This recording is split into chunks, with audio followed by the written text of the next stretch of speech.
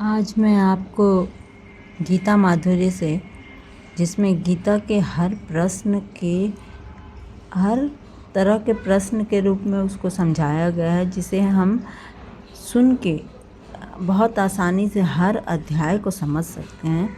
तो मैंने सोचा कि मैं आप लोगों के लिए भी ये प्रस्तुत करूं कि कम से कम आप लोग इसे सुने तो आप लोगों को हर अध्याय के बारे में जितने भी हमारे मन में भी जो प्रश्न रहते हैं उसको उत्तर मिले, और जो अर्जुन को प्रश्नों के उत्तर मिले थे उससे हमें बहुत कुछ सीखने को मिले, और हमारे ऊपर भी भगवान कृष्ण की दया दृष्टि पड़े और हम भी अच्छे मार्ग पे चले और कुछ सीखें। इसी आशा से मैं ये आप लोगों के लिए पढ़ रही हूँ। इसमें है मेरा पहला अध्याय। आप लोग ज़रूर सुनिएगा और इसे शेयर भी ज़रूर करिएगा, लाइक भी ज़रूर करिएगा। एक बेटी अपने बहुत छोटे से प्रयास को कर रही है, आप लोग उसके इस प्रोत्साहित कीजिए और मुझे बताइए कि मैंने कैसा पढ़ा और कैसे आप लोगों को समझ आया। ओम श्री परमात्मने नमः। श्री गणेशाय नमः। गीता माधुर्य। वासुदेव सुतं देवं कंसचारूरमर्दनं देवकी परमानंदं कृष्णं वंदे जगद्गुरुं जिज्ञासामूर्तये। टीका लिखिता साधकस्य संजीवनी प्रवेशाय माधुर्य लिखते मया। पहला अध्याय। पांडवों ने 12 वर्षों का वनवास और 1 वर्ष का अज्ञातवास समाप्त होने पर पूर्व प्रतिज्ञा के अनुसार अपना आधा राज्य मांगा। तब दुर्योधन आधा राज्य तो क्या, तीखी सुई की नोक जितनी जमीन भी बिना युद्ध के देनी स्वीकार नहीं की। अतः पांडवों ने माता कुंती को आज्ञा के अनुसार युद्ध करना स्वीकार कर लिया। इस प्रकार पांडवों और कौरवों के बीच युद्ध होना निश्चित हो गया तथा दोनों ओर से युद्ध की तैयारी होने लगी। महर्षि वेद व्यास जी का धृतराष्ट्र पर बहुत स्नेह था।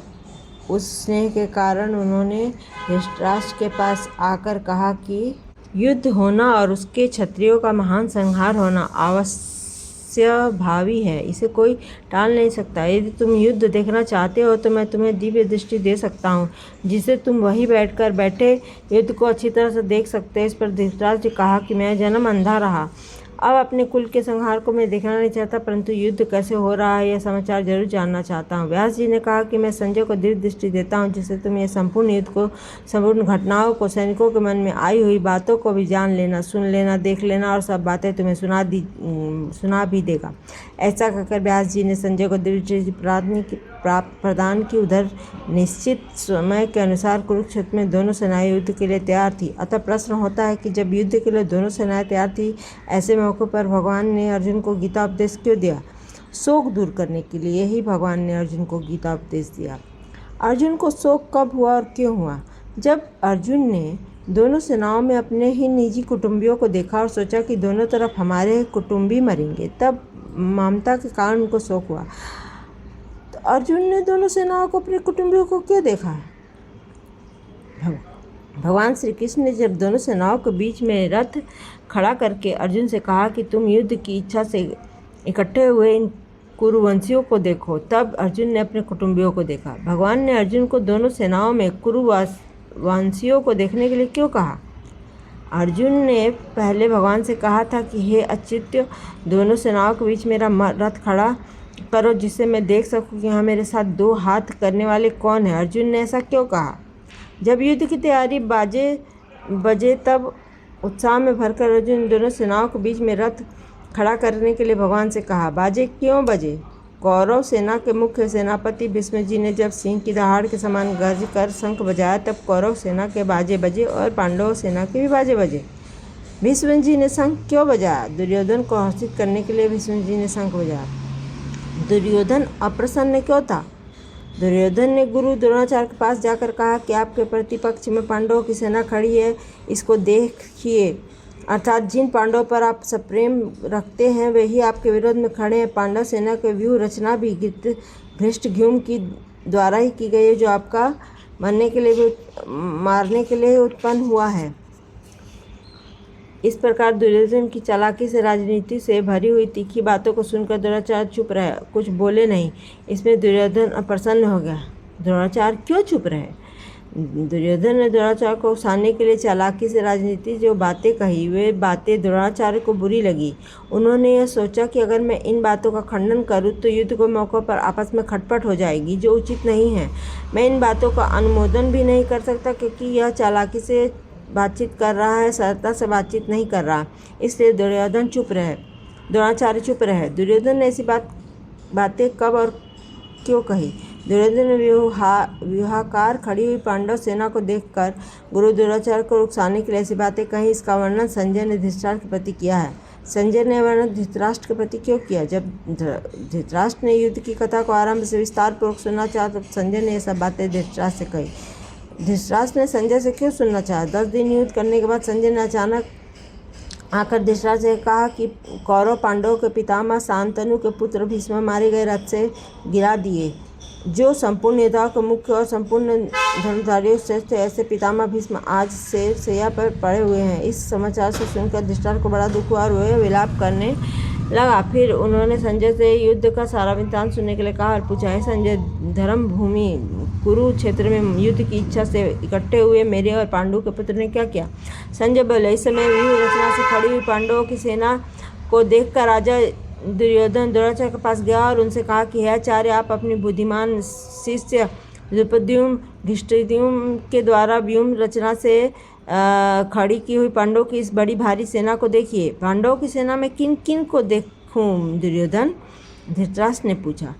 पांडवों को इस सेना में बड़े शूरवीर हैं, उनके बहुत बड़े धनुष जो बल में भीम के समान, युद्ध काल में अर्जुन के समान। इनमें युयुधान, सात्यकी, राजा विराट और महारथी द्रुपद भी हैं। धृष्टकेतु, चेकितान और पराक्रमी कशिराज भी हैं। पुरजीत और कुंती भोज, ये दोनों भाई तथा मनुष्यों में श्रेष्ठ सैव्य भी है। पराक्रमी युधामन्यु और बलवान उत्मोजा भी है। सुभद्रा पुत्र अभिमन्यु और द्रौपदी के 5 पुत्र भी है। ये सब के सब महारथी है। पांडवों के सूर्य नाम से तो तुमने बता दिया, पर अपनी सेना के सूर्य कौन है दुर्योधन? हे द्विजोत्तम, आपकी सेना में जो विशेष पुरुष है उनमें भी ध्यान दीजिए। आप द्रोणाचार्य, पितामह भीष्म, कर्ण, सम्राग विजयी, कृपाचार्य, अश्वत्थामा, विकर्ण और सोमदत्त का पुत्र भूरिश्रवा तथा इनके सिवाय और भी बहुत हैं से शूरवीर हैं, जिन्होंने मेरे लिए अपने जीने की इच्छा भी त्याग दिया और उन्होंने प्रकार से अस्त्र चलाने के लिए काल में अत्यंत चतुर है। दोनों सेनाओं के प्रधान योद्धाओं का दिखाने के बाद दुर्योधन ने क्या क्या किया? संजय, दुर्योधन ने अपने मन में विचार किया कि अभय पक्षपाती, दोनों का पक्ष लेने वाली भीष्म के द्वारा रक्षित हमारी सेना पांडव सेना पर विजय करने में असमर्थ है और निजपक्षपाती केवल अपना ही एक पक्ष लेने वाले भीष्म के द्वारा रक्षित पांडवों की सेना हमारी सेना पर विजय करने में समर्थ है। मन में ऐसा विचार करने के बाद दुर्योधन से क्या किया? उसने सभी शूरवीरों से कहा कि आप सब लोग अपने अपने मोर्चों पर देर से स्थित रहें और कुछ ही पितामह भीष्म चारों ओर से रक्षा करें। दुर्योधन जानता था कि द्रोण और भीष्म उभय पक्षपाती हैं, अतः उसके राजी करने अपने पक्ष में लाने के लिए दुर्योधन पहले जैसे द्रोणाचार्य के पास गया, ऐसे ही वहाँ भीष्म की राजी करने के लिए सभी वीरों भीष्म की रक्षा करने के लिए कह रहा है। आपकी रक्षा की बात सुनकर भीष्म क्या किया? अपनी पितामह भीष्म ने दुर्योधन की प्रशंसा करते हुए सिंह के समान गरज कर बड़े जोर से शंख बजाया। भीष्म के द्वारा शंख बजाने के बाद क्या हुआ संजय? भीष्म जी ने दुर्योधन को प्रसन्न करने के लिए ही शंख बजाया था, पर कौरव सेना ने उसको युद्धारंभ घोषणा की। समझो, अतः भीष्म के साथ शंख बजाते ही कौरव सेना शंख, भेरी, ढोल, मृदंग आदि बाजे एक साथ बज उठे। उनका शब्द बड़ा भयंकर हुआ। कौरव सेना के बाजे बजने के बाद क्या हुआ संजय? कौरव सेना के बाजे बजने के बाद पांडव सेना के बाजे बजने चाहिए थे, पर उस सेना की कोई आज्ञा नहीं मिली। तब सफ़ेद घोड़ों से युक्त महान रथ पर बैठे हुए भगवान श्री कृष्ण ने पांचजन्य नामक और अर्जुन ने देवदत्त नामक दिव्य शंख को बड़े जोर से बजाया। उसके बाद भीम ने पौंड्रक नामक, युधिष्ठिर ने अनंत, विजय नामक, नकुल ने सुघोष नामक और सहदेव ने मणिपुष्पक नामक अलग अलग शंख बजाए। फिर और किसने शंख बजाए? हे राजन, फिर पांडव सेना के श्रेष्ठ धनुष वाले काशीराज, महारथी शिखंडी तथा धृष्टद्युम्न, राजा विराट, अजेय, सात्यकी, राजा द्रुपद, द्रौपदी के 5 पुत्र और महाबाहु सुभद्रा पुत्र अभिमन्यु, इन सभी महारथियों ने अपने अपने शंख बजाए। पांडव सेना की इस शंख ध्वनि का क्या परिणाम हुआ? पांडव सेना के शंखों की इस भयानक ध्वनि ने आकाश और पृथ्वी को गुजाते हुए अन्यायपूर्वक राज्य हड़पने वाले कौरव के हृदय विदीर्ण कर दिए। शंख बजाने के बाद पांडवों ने क्या किया संजय? हे महीपते, शंखों के बजने के बाद युद्ध आरंभ होने के समय अपने संबंधियों कौरवों को देखकर कपिध्वज अर्जुन ने अपना गांडीव धनुष उठा लिया और अंतर्यामी इन आतताइयों को मारने से तो हमें पाप ही लगेगा, इसलिए हे माधव, इन भगवान श्री कृष्ण से बोले कि हे अच्युत, आप मेरी रथ को दोनों सेनाओं के बीच में खड़ा कर दीजिए। रथ को बीच में क्यों खड़ा करूं अर्जुन? मैं इस रणभूमि में खड़े हुए को इच्छा वाले सूरवीर को देख लूँ तो मुझे किन के साथ युद्ध करना है। यहाँ युद्ध में जो ये राजा लोग दुर्योधन का प्रिय करने की इच्छा से इकट्ठे हुए उनको भी मैं देख लूँ। अर्जुन से ऐसा कहने पर भगवान ने क्या किया संजय? संजय बोले, हे राजन, निद्रा विजयी अर्जुन ने ऐसा कहने पर अंतर्यामी भगवान श्री कृष्ण ने दोनों सेनाओं के मध्य भाग में पितामह भीष्म, आचार्य द्रोण के सामने तथा संपूर्ण राजाओं के सामने रथ को खड़ा करके कहा कि हे पार्थ, इन इकट्ठे हुए कुरुवंशियों को देख। भगवान ने ऐसा कहने पर क्या हुआ? तब वहाँ दोनों सेनाओं ने स्थित पिता, पितामह, आचार्य, मामा, भाई, पुत्र, पौत्र तथा मित्र, ससुर और सुहृद तथा उनके सिवाय अन्य कई संबंधियों को देखकर अर्जुन अत्यंत कायरता से युक्त होकर निषाद करते हुए बोले। अर्जुन क्या बोले संजय? अर्जुन बोले, हे कृष्ण, आपने अपने खास कुटुंबियों को युद्ध के लिए सामने खड़े हुए देखकर मेरे सब अंग शिथिल हो रहे हैं, मुख सूख रहा है, शरीर में कंपनी आ रही है, रोंगटे खड़े हो रहे हैं, हाथ में गांठ किए धनुष गिर रहा है और त्वचा भी जल रहा है, मेरा मन भ्रमित हो रहा है और मैं खड़े रहने से विस्मृत हो रहा हूँ। इसके सिवाय और क्या देख रहे हो अर्जुन? हे केशव, मैं शकुनों को भी विपरीत देख रहा हूँ और युद्ध में इन कुटुंबियों को मार कर कोई लाभ भी नहीं देख रहा हूँ। इनको मारे बिना राज्य कैसे मिलेगा? हे कृष्ण, मैं न तो विजय चाहता हूँ, न राज्य चाहता हूँ, न सुखों को चाहता हूँ। हे गोविंद, हम लोग को राज्य से, भोगों से अथवा जीने से भी क्या लाभ? तुम विजय आदि क्यों नहीं चाहते? हम जिनके लिए राज्य, भोग और सुख चाहते हैं वही सब के सब लोग अपने प्राणों और धन की आशा को छोड़कर युद्ध के लिए खड़े हैं। वे लोग कौन हैं अर्जुन? आचार्य, पिता, पुत्र, पितामह, मामा, ससुर, पौत्र, साले और भी बहुत से संबंधी हैं। ये लोग अगर तुम्हें मारने के लिए तैयार हो जाए तो ये भले ही मुझे मार डाले, पर मैं मधुसूदन, मुझे त्रिलोकी का राज्य मिल जाए तो मैं भी इनको मारना नहीं चाहता। फिर पृथ्वी के राज्य में के लिए तो कहना ही क्या है। अरे भैया, राज्य मिलने पर बड़ी प्रसन्नता होती है, क्या तुम इसको भी नहीं चाहते? हे जनार्दन, इन धृतराज के संबंधियों को, जो भी हमारे संबंधी है, मारकर हमें क्या प्रसन्नता होगी? इन आतताइयों को मारने से हमें पाप ही लगेगा। इसलिए हे माधव, इन धृतराज संबंधियों को हम मारना नहीं चाहते, क्योंकि हे माधव, आपने कुटुंबियों को मारकर हम कैसे सुखी हो सकते हैं? ये तो मुझे मारने के लिए तैयार ही हैं। तुम भी पीछे क्यों हट रहे हो?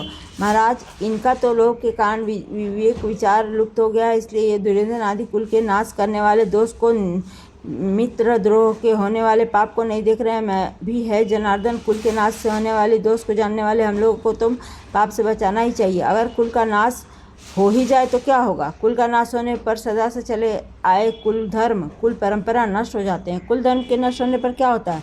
कुल धर्म के नष्ट होने पर संपूर्ण कुल में अधर्म फैल जाता है। अधर्म के फैल जाने से क्या होता है? अधर्म के फैल जाने से कुल की स्त्रियाँ दूषित हो जाती हैं। स्त्रियों को दूषित होने से क्या होता है? स्त्रियों को दूषित होने से वर्ण संकर पैदा होता है। वर्ण संकर पैदा होने से क्या होता है? वर्ण संकर कुल घाती हो, कुल का नाश करने वाले को और संपूर्ण कुल को नरक को ले जाने वाला होता है। और पिंड और पानी श्राद्ध तर्पण न करने से उनके पितर भी उनके स्थान पर गिर जाते हैं। इस वर्ण संकर पैदा करने वाले दोषों से कुल घातियों के साथ सदा से चलते आए कुल धर्म और जाति धर्म दोनों नष्ट हो जाते हैं। जिनके कुल धर्म नष्ट हो जाते हैं उन मनुष्यों का क्या होता है? हे जनार्दन, उन मनुष्यों को बहुत समय तक नरकों में निवास करना पड़ता है, ऐसा हम सुनते आए हैं। युद्ध के ऐसे परिणाम को जब तुम पहले ही जानते ही हो, फिर युद्ध के लिए तैयारी क्यों है? यही तो बड़े आश्चर्य और खेद की बात है कि हम लोग बड़ा भारी पाप करने का निश्चय कर बैठते हैं, जो कि राज्य और सुख के लोभ से हम कुटुंबियों को मारने के लिए तैयार हो गए हैं। अब तुम क्या करना चाहते हो? मैं अस्त्र छोड़कर युद्ध में हट जाऊंगा। अगर मेरे द्वारा ऐसा करने पर भी हाथों में शस्त्र लिए हुए दुर्योधन आदि मुझे मार देते हुए मारना भी मेरे लिए हितकारी होगा। ऐसा करने के बाद अर्जुन ने क्या किया? संजय बोले। ऐसा कहकर शोक से व्याकुल मरने वाले अर्जुन ने बाण सहित धनुष का त्याग कर दिया और रथ के मध्य भाग में बैठ गए।